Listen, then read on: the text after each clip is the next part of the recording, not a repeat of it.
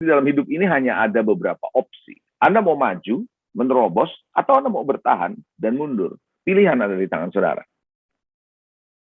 Kita bisa bertahan, tapi kita juga bisa menerobos. Ya kan? Oleh karena itu, saudara, menurut saya, hidup ini harus maju. Nggak ada yang bahasa kerennya move on. Kita ini mesti move on. Kita nggak bisa diem aja, saudara. Kita harus move on.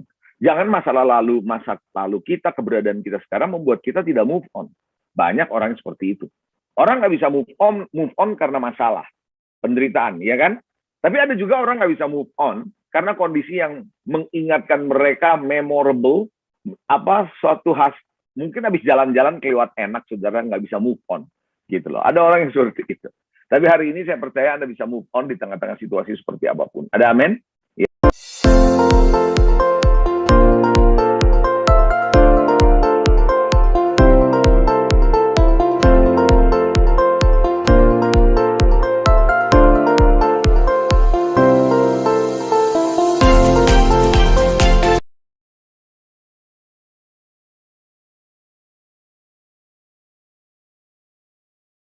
Kami mengucap syukur Tuhan, sungguh Engkau termulia, sungguh Engkau terindah dalam kehidupan kami, bahwa Engkau nggak akan pernah mungkin sanggup tergantikan dengan apapun yang terindah di dunia ini.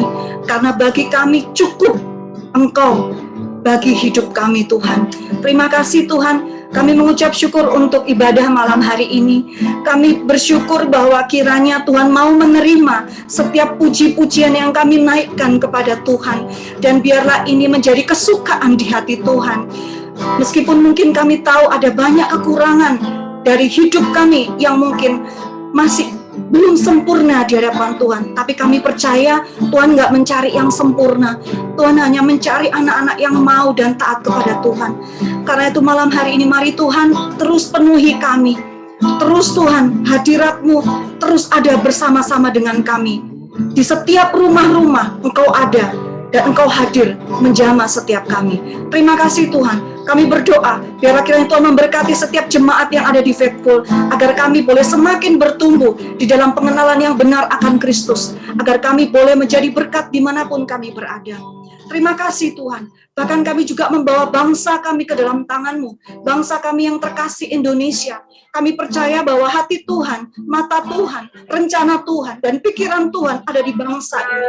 Dan kami percaya yang terbaik Tuhan sediakan. Bahkan kesembuhan, pemulihan, kemenangan Tuhan berikan bagi bangsa ini. Dan kami katakan, tidak ada COVID gelombang ketiga, tapi yang ada pencurahan Roh Kudus yang ketiga bagi bangsa dan setiap kota-kota kami. Terima kasih Tuhan, terima kasih. Kami percaya Engkau mengasihi bangsa ini. Terima kasih Tuhan. Malam hari ini Tuhan, kami mau menyiapkan hati kami untuk ditabur oleh firman Tuhan. Karena itu kami berdoa, kami membawa hamba-Mu, Bapak Pastor Leonardo. Kiranya Tuhan mengurapi, Tuhan menolongnya, Tuhan memimpinnya. Sehingga kami percaya setiap firman yang keluar dari mulut hamba-Mu ini adalah hati Tuhan sendiri yang berbicara. Mari Tuhan, sehingga kami semua jemaat boleh diberkati dan diubahkan. Kami berdoa Tuhan, kami tahu Tuhan, bahwa iman timbul dari pendengaran, yaitu pendengaran firman Tuhan. Karena itu Tuhan kami minta bantuan Roh Kudus untuk menolong kami, karena kami tahu daging kami ini lemah Tuhan. Konsentrasi kami mudah untuk buyar. Tapi kami percaya, peluk roh kami yang penurut Tuhan, supaya kami ini boleh menjadi pelaku-pelaku firman. Terima kasih Tuhan. Mari Tuhan, Kau beracara, kami serahkan ibadah kami ke dalam tangan-Mu, hanya di dalam nama Tuhan Yesus Kristus. Kami siap dan menjadi pelaku firman di dalam nama Yesus. Haleluya. Sama-sama katakan, amin. Saya persilakan kepada Bapak Pastor Leonardo. Baik, selamat malam Bapak Ibu, Saudara yang dikasihi Tuhan. Saya percaya kita diberkati Tuhan. Amin. Puji Tuhan. Suara saya bisa terdengar? Jelas Pak, jelas. Good. Baik, jelas. Oke, baik. Nah, malam hari ini saya percaya di tengah-tengah istirahat sebentar lagi, selesai ini, biarlah Tuhan berbicara terlebih dahulu di hati saudara. Sehingga roh saudara diberikan kekuatan, kesegaran, sehingga ketika Anda beristirahat nanti malam, Anda beristirahat bukan hanya fisik saja, tapi roh dan jiwa saudara. Nah, malam hari ini saya akan berbicara bagaimana saudara dan saya bisa mengalami terobosan di tengah-tengah kehidupan yang penuh dengan himpitan, penuh dengan masalah, penuh dengan tantangan. Banyak kali, saudara, hidup kita ini manusia tanpa disadari didikte atau ditentukan oleh keadaan.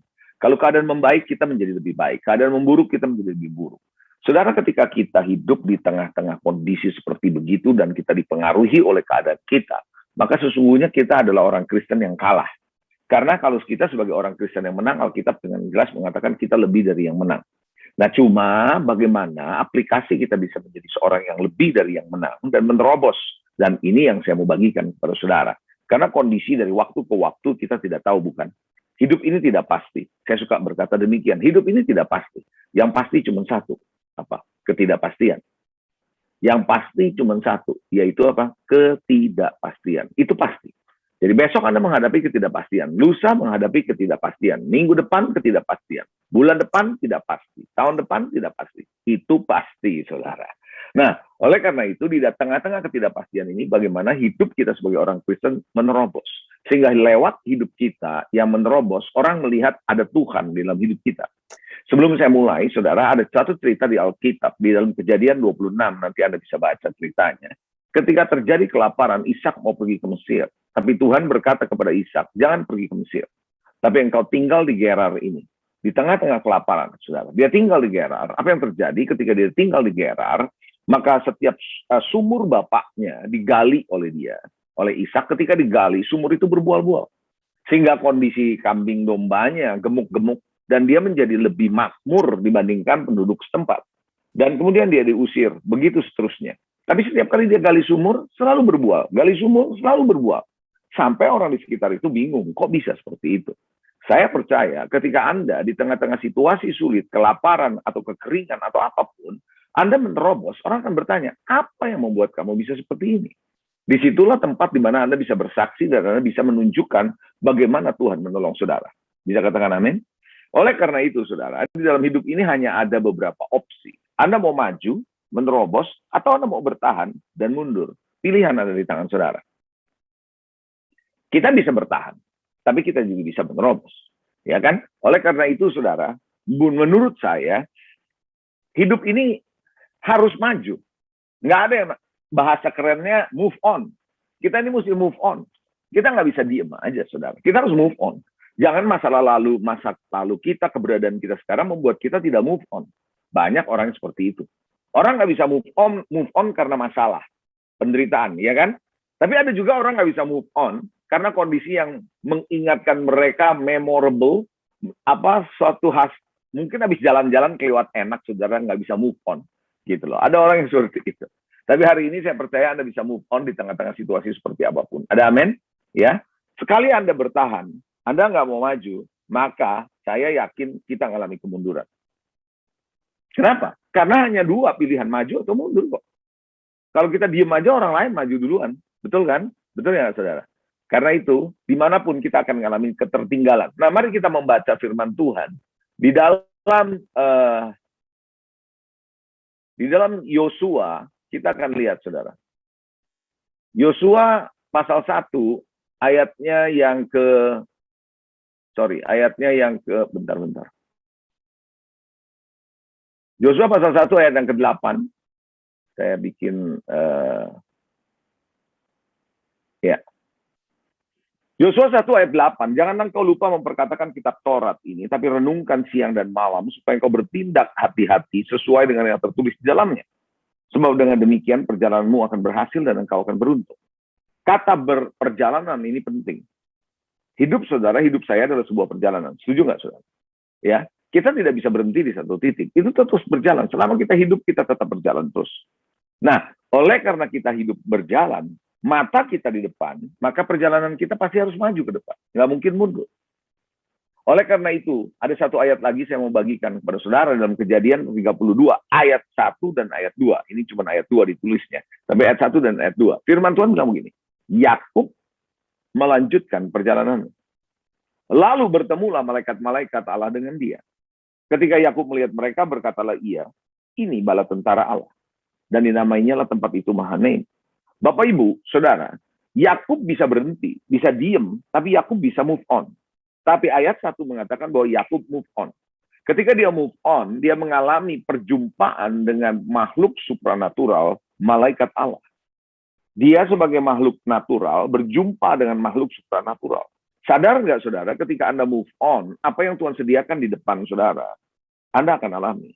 Kita nggak akan pernah bisa mengalami apa yang Tuhan sediakan di depan kalau kita tidak bergerak maju. Betul. Karena semua masa depan adanya di depan, nggak di belakang. Tuhan berkata hari esok yang penuh dengan harapan. Hari esok yang penuh harapan bukan kemarin, berarti besok. So, apa yang terjadi? Anda harus bergerak maju. Karenanya, saudara, ketika kita melanjutkan perjalanan seperti Yakub, maka yang terjadi adalah kita akan melihat perkara supranatural, hal-hal mujizat yang Tuhan sediakan buat kita, akan kita alami. Di luar nalar, di luar akal pikiran kita, Tuhan sediakan buat saudara. Kalau Anda move on. Simple, bergerak maju aja. Cuman itu, saudara. Oleh karena itu, saudara, Alkitab berkata, satu lagi ayat berkata, Yeremia 29 ayat 11. Semua orang sudah tahu, tadi saya sudah sebutkan. Sebab aku ini mengetahui rancangan-rancangan apa yang ada padaku mengenai kamu. Mengenai saudara, mengenai saya, Tuhan tahu. Demikian firman Tuhan. Yaitu rancangan damai sejahtera dan bukan rancangan kecelakaan. Bukan rancangan kecelakaan, tapi damai sejahtera.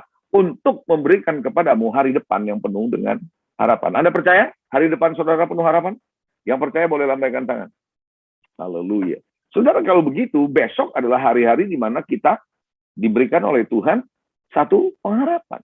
Karena Tuhan bilang rahmatnya baru setiap pagi. Setiap pagi kita bangun, di situ ada rahmat yang baru.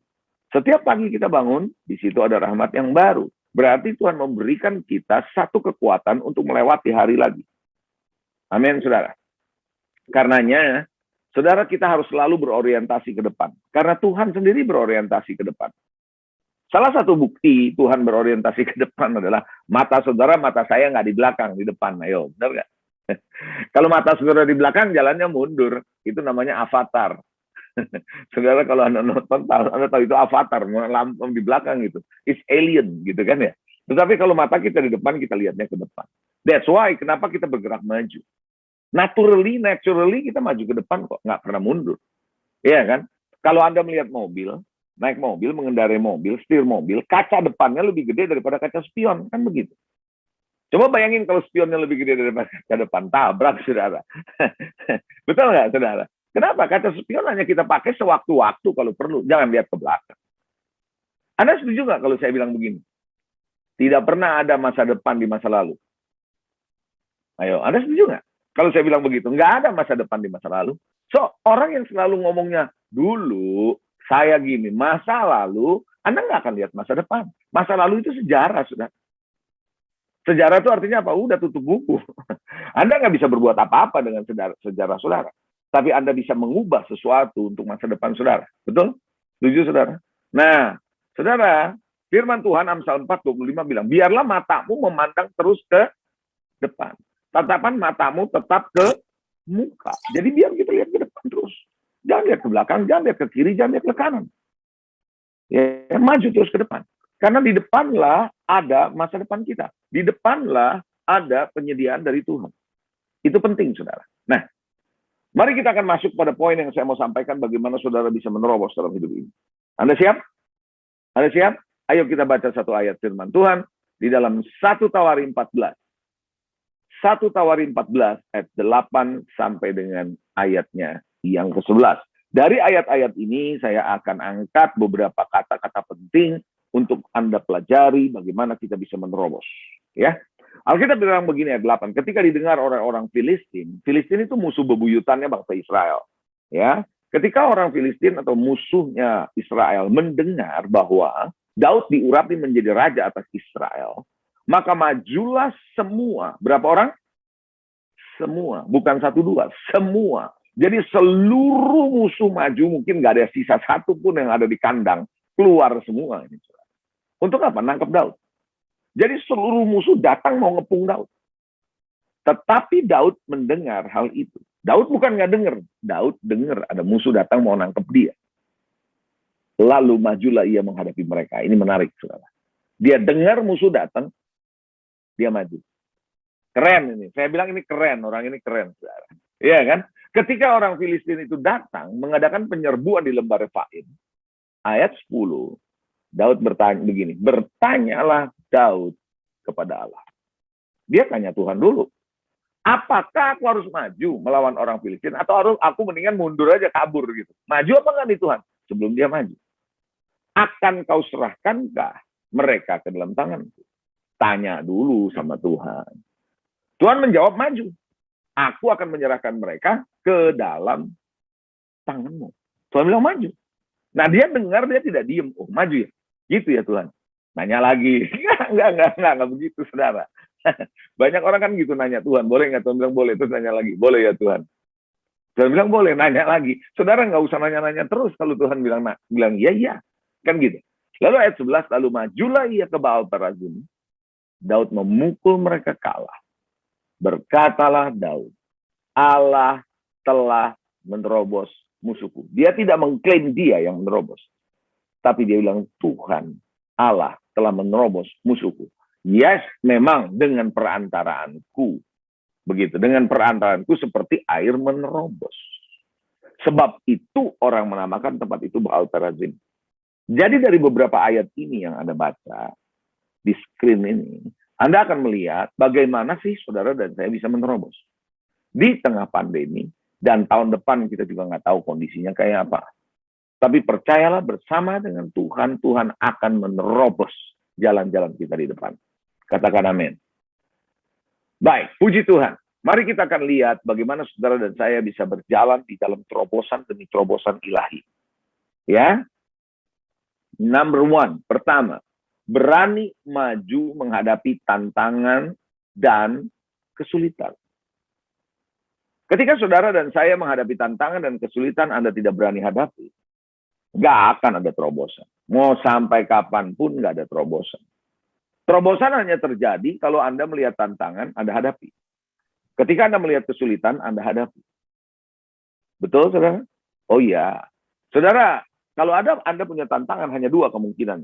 Hadapi atau lari. Hadapi atau hindari. Selama Anda menghindari masalah, satu masalah tertentu, Anda hindari, Anda nggak akan pernah bisa menang di atas masalah itu, terhadap masalah itu. Tapi kalau Anda hadapi, sekali Anda menang atas masalah itu, maka ketika masalah itu datang kembali, Anda bisa hadapi dengan penuh kemenangan. Tapi kalau itu masalah Anda belum hadapi, dan Anda lari dari masalah itu, maka ketika masalah itu datang lagi, Anda nggak pernah ngalamin breakthrough. Nggak pernah ngalamin terobosan. Mari kita lihat firman Tuhan dalam 2 Raja-Raja, pasal 6 ayat 15 dan 16. Alkitab berkata begini, ketika pelayan abdi Allah, yaitu Gehasi, bangun pagi-pagi, dan pergi keluar, maka tampaklah, Alkitab bilang, suatu tentara dengan kuda dan kereta ada di sekeliling kota. Lalu berkatalah bujangnya itu kepadanya. Jadi ceritanya gini, saya stop dulu sebentar. Ceritanya adalah Elisa dengan bujangnya, Gehasi, ada di rumahnya di Dotan. Lalu tentara Aram ngepung. Ketika tentara Aram ngepung ini, maka si Gehasi bangun pagi-pagi, dia lihat, waduh, tentara begitu banyak. Maka dia bilang begini, saya lanjut, celaka tuanku. Ya, mungkin kalau orang Jawa Timur bilang mate aku, kan gitu ya. Mate aku gitu ya. Saudara, celaka tuanku, dia bilang gitu ya. Kan apa yang akan kita perbuat? Apa yang kita mesti perbuat? Ketika ketakutan datang, yang ada di pikiran kita, apa yang mesti saya perbuat? Apa yang mesti saya perbuat? Kita lupa bertanya apa yang Tuhan bisa perbuat.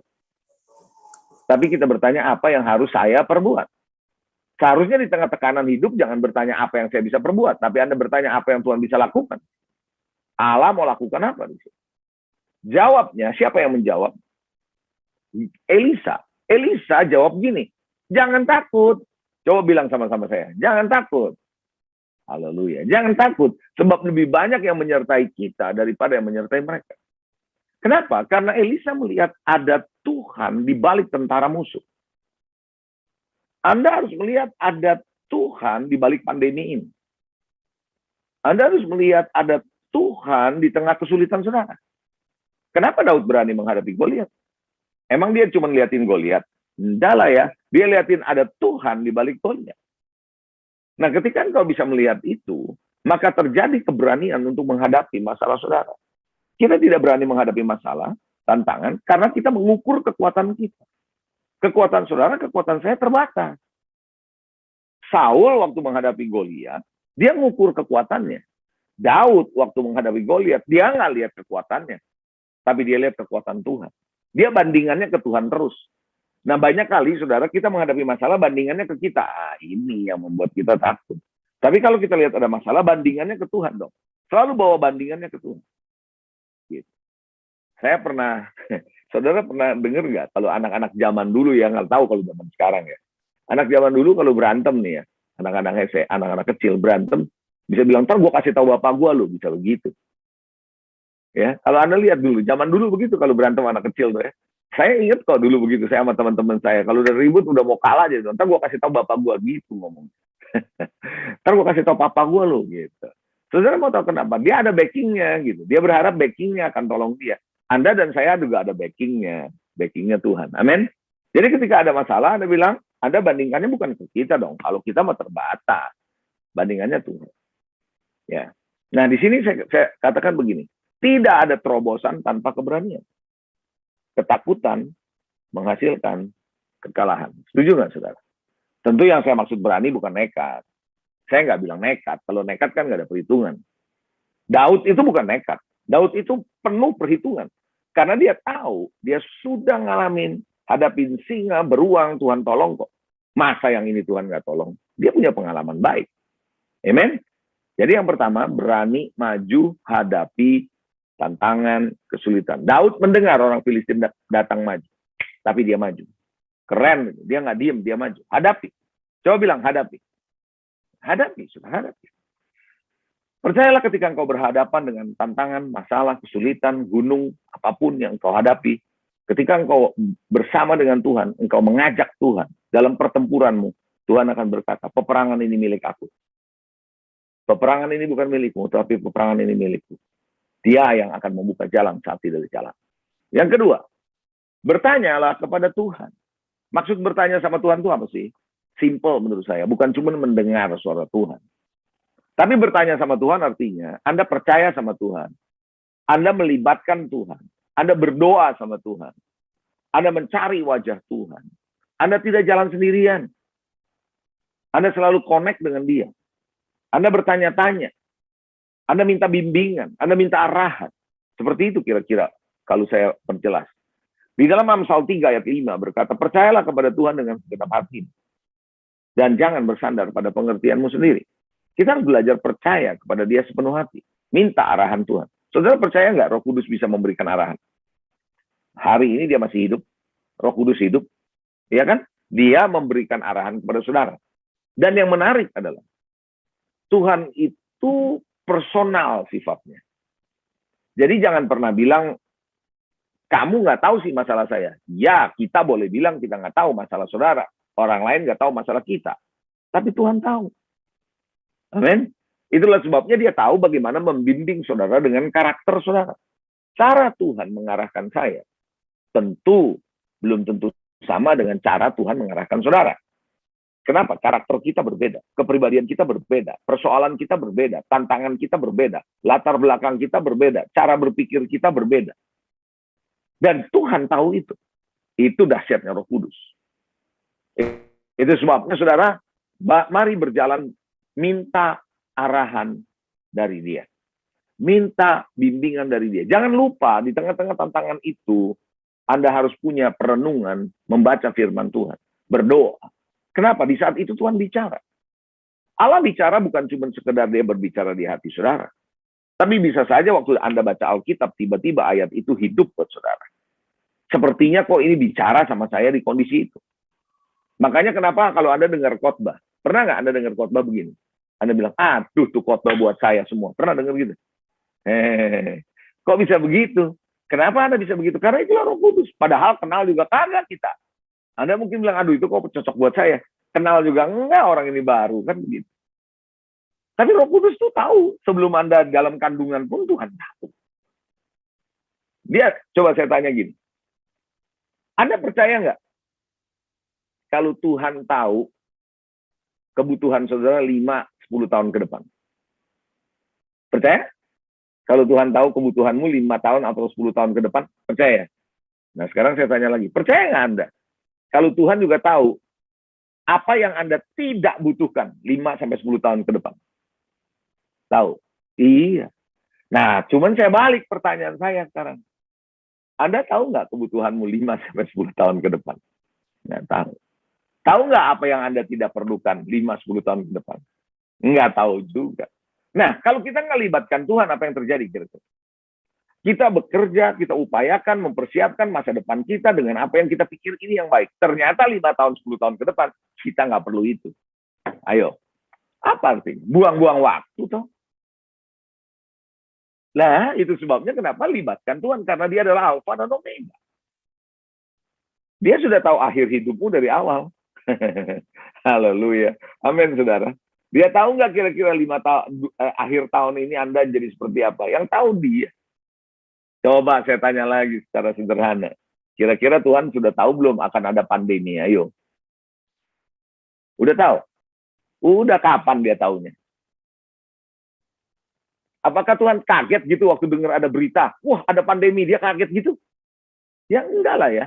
Yang kaget kita. Tuhan udah tahu long time ago. Bahkan sebelum dunia dijadikan, dia udah tahu kok. Karena dia sutradara. Iya. Ada nggak yang di sini sudah nonton film di bioskop? Sudah mulai nonton?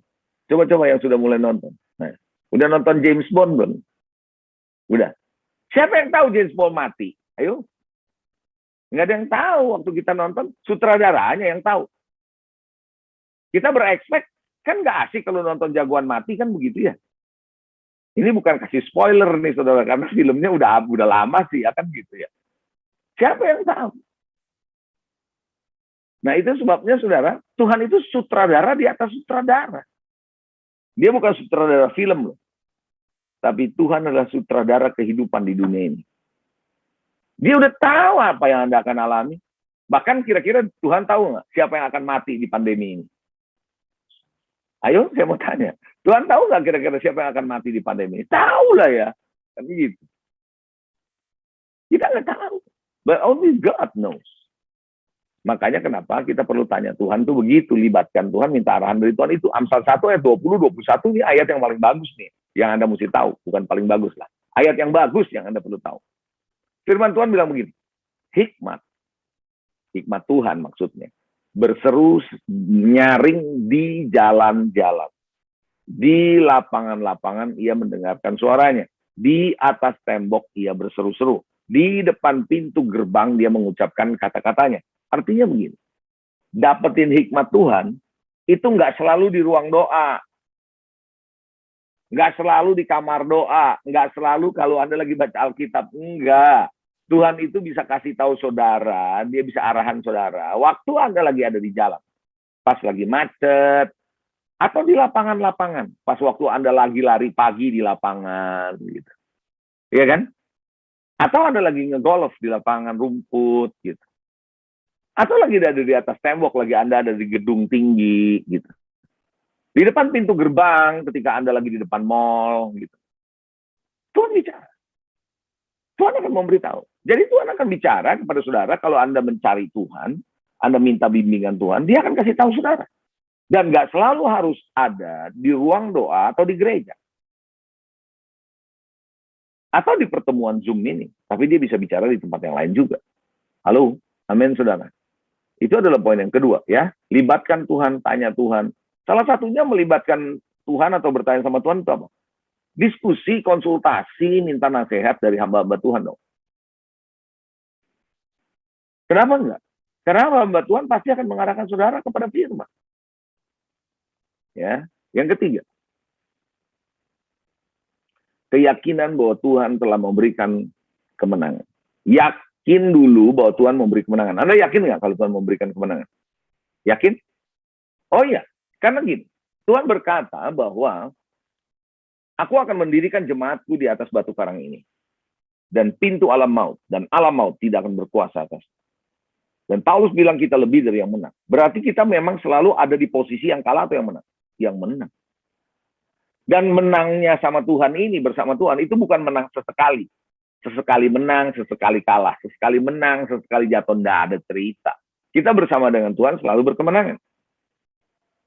Bisa katakan amin? Oleh karena itu, saudara, kita harus punya keyakinan, iman maksud saya. Ini keyakinan bicara soal iman. Kalau Anda mau menerobos, Anda butuh iman. Percaya penuh bahwa Tuhan itu memberikan kemenangan. Ibrani 11 ayat 1, Alkitab bilang begini, iman adalah dasar dari segala sesuatu yang kita harapkan.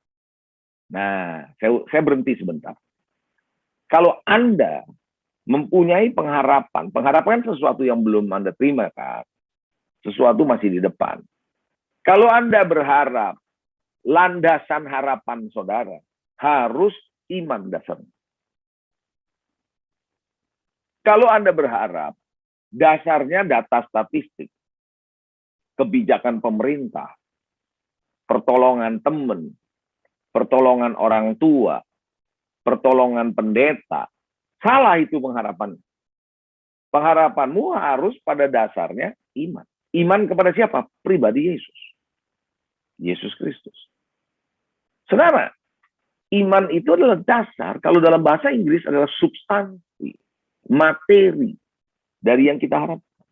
Jadi ada materinya, ada bahannya untuk membuat yang kita harapkan belum ada itu menjadi ada. Dan makanya dibilang iman adalah dasar dari apa yang kita harapkan dan bukti dari yang tidak kita lihat. Dan di ayat ketiga kita lompat, karena iman kita ngerti bahwa alam semesta telah dijadikan oleh firman Allah. Sehingga apa yang kita lihat telah terjadi dari apa yang tidak dapat kita lihat. Jadi dari ayat ini kita bisa melihat sesuatu yang kita belum lihat di depan. Dibutuhkan iman, saudara. Kita harus percaya penuh. Ada amin, saudara. Saya tanya sama saudara. Kira-kira Abraham waktu dapetin anak kan susah ya. Udah 100 tahun baru dia punya anak. Setengah mati itu dapat anak. Tuhan minta si Ishak ini dikasih persembahan. Persembahkan jadi korban. Terus Tuhan nggak bilang begini. Abraham, serahkan Ishak. Nanti aku kasih gantinya. Nggak ada ayatnya yang bilang begitu. Jadi Abraham kalau mempersembahkan Ishak, nggak jelas nih ada gantinya atau enggak. Orang tua kan suka bilang begini sama anak. Nah, itu mainan kasih sama dedekmu, ntar papi beliin lagi. Nah, itu enak itu. Si anak tahu, kasih aja adanya, ntar beli baru. Ya. Tapi Tuhan ngomong sama Abraham nggak begitu. Persembahkan anakmu Ishak. Udah selesai. Tapi Tuhan nggak bilang, ntar aku ganti. Nggak ada. Tuhan nggak bilang begitu. Dan Abraham kasih loh. Kalau kita baca di Ibrani 11, Anda baru tahu ternyata Abraham kenapa berani kasih. Karena Abraham percaya bahwa Tuhan berkuasa membangkitkan orang mati. Padahal dia belum pernah lihat orang mati dibangkitkan. Tapi dia bisa percaya. Makanya dia percaya betul anaknya ini akan bangkit. Toh kalau aku kasih pasti bangkit juga. Gitu. Jadi dia percaya menang betul. Saudara, percayakah Anda? Tuhan ada di depan. Percayakah Anda bahwa Tuhan selalu bawa Anda di jalan kemenangan? Iya. Tuhan tidak mati untuk gereja yang kalah. No, dia tidak mati untuk membangun gereja atau mendirikan gereja yang kalah. Percuma buang-buang waktu. Tapi Yesus mati di atas kayu salib karena dia mau mendirikan gereja yang berkemenangan. Yaitu saudara dan saya. Oleh karena itu, 3 poin ini, saya berharap, lewat 3 poin ini Anda ngerti betul, bagaimana Anda bisa menerobos di saat-saat sulit. Di saat-saat menegangkan. Ingat satu hal ya, sebagai penutup ya. Ingat baik-baik nih, Bapak Ibu. Kalau Anda punya iman, bukan berarti Anda nggak takut. No. Jangan salah paham. Bukan berarti Anda nggak takut. Bukan berarti Anda nggak khawatir. Jangan salah paham. Begini, bedanya di mana? Bedanya begini. Ketakutan boleh tetap ada. Kekhawatiran boleh tetap ada. Tapi Anda tidak ditentukan atau dipimpin oleh rasa takutmu dan rasa khawatir. Tapi Anda dipimpin oleh imanmu, didorong oleh imanmu di tengah rasa takut, di tengah rasa khawatir. Imanmu tetap jalan. Amin. Saudara, kalau kita dengar cerita ya, Laut Kolsom terbelah, enak ya dengernya ya. Bangsa Israel jalan di tengah ya, enak ya. Saudara pikir enak jalan di tengah laut yang terbelah begitu? Ada oma, ada opa, ada cucu jalan sama-sama. Emang saudara pikir itu air naik begitu ya? Terus nggak mendengarkan suaranya? Suaranya keras itu. Karena pasti ada tiupan angin membuat air itu naik. Ada deru suara yang menakutkan. Gitu. Terus belum lagi ada percikan-percikan air. Betul nggak kira-kira? Bisa ngebayangin nggak? Cukup kreatif untuk membayangkan, saudara. Saudara bayangkan kalau Anda lagi jalan di tengah itu, laut kiri kanan itu naik airnya. Walaupun tidak menutupi saudara, tapi suaranya itu menakutkan loh. Oh iya, deket lagi sama air itu. Percikannya belum, pasti masih ada percikan. Betul loh. Saya yakin yang jalan di tengah-tengah orang Israel itu waktu jalan, mikir nggak kira-kira begini? Gimana kalau gua jalan tuh air tiba-tiba nutupin gue? Nah, ayo. Kira-kira mikir gitu nggak? Mikir juga, saudara. Aduh, jalan bawa si opa, bawa si oma, bawa cucu. Ini kalau nutup, mati nih gua nih. Bisa gitu nggak? Ada rasa takut nggak? Ada. Tapi tetap dengan iman berjalan bersama Tuhan. Saya nggak bilang nggak ada rasa takut. Bohong, saudara. Tetap ada rasa takut. Tapi rasa takut tidak mendikte saudara. Itu yang menjadi masalah. Iman saudara di atas rasa takutmu. Iman saudara di atas rasa khawatirmu. Itu yang membuat Anda menerobos. Amin. 3 hal, saudara ya. Hadapi, jangan takut. Berani hadapi kesulitan, berani hadapi tantangan. Kedua, tanya Tuhan. Libatkan Tuhan. Ketiga, yakin, punya iman. Saya percaya Anda akan menerobos. Tuhan Yesus memberkati. Saya akan berdoa buat saudara pada hari ini. Kiranya Tuhan memberkati kita semua. Dan Anda akan bisa melihat bagaimana Tuhan menyertai Anda dari waktu ke waktu. Tuhan, terima kasih untuk malam ini.